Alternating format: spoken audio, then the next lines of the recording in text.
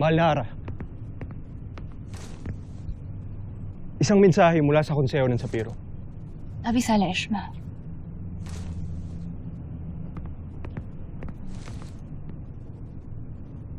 Nais ako imbitahan ng konseho.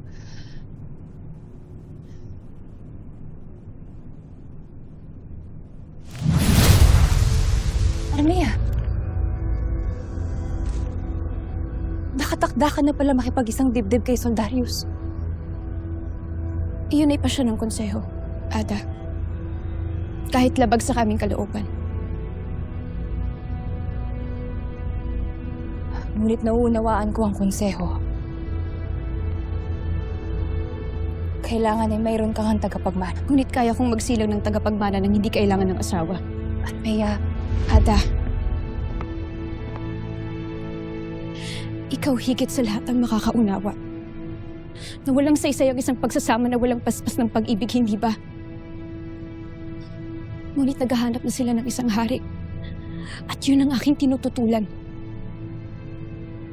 kaya ka ba naparito? Upang maghanap ng kakampi?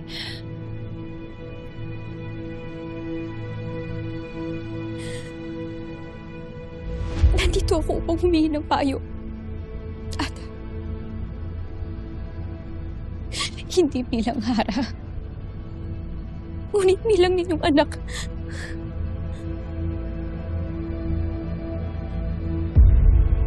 At anong ibig mong gawin ko, Armea? Bilang Hara ng Lireo at ng buong Encantadia, kumbinsihin mo ang konseho na mag-ituloy ang kasal. Na hindi ko kailangan ng asawa upang maging karapat-dapat na Hara. Ada,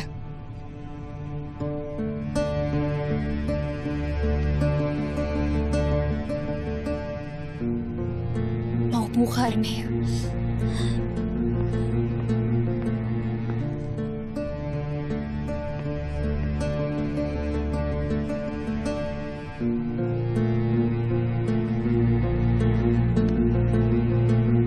Nauunawaan ko ang iyong nararamdaman. Nauunawaan ko. Ngunit isa ka ng Hara. Hindi mo na dapat inuuna ang iyong sarili. Bawat kilos, bawat iniisip, bawat tibok ng iyong puso ay para sa ikabubuti ng Sapiro. kaya nais mo na lamang na isakripisyo ko ang aking sarili? Ada, kaya ko gawin ang tungkulin ko nang walang lalaki sa tabi ko.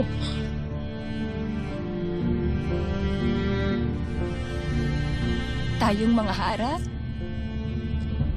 ay may kaakibat na pagsasakripisyo sa ating kinasasakupan.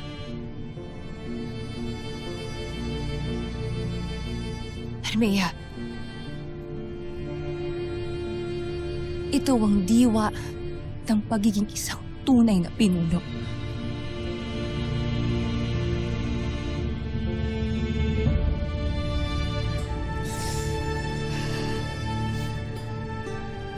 Kung hindi mo ako kayang ipagtanggol, ako na lang ang gagawa ng sarili kong paraan upang maipaglaban ko ang aking sarili. Armea!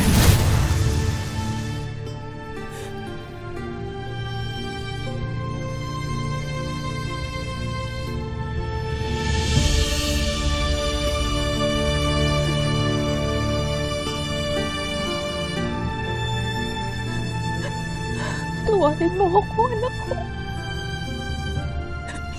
Tawarin mo ako sana, Armea ko.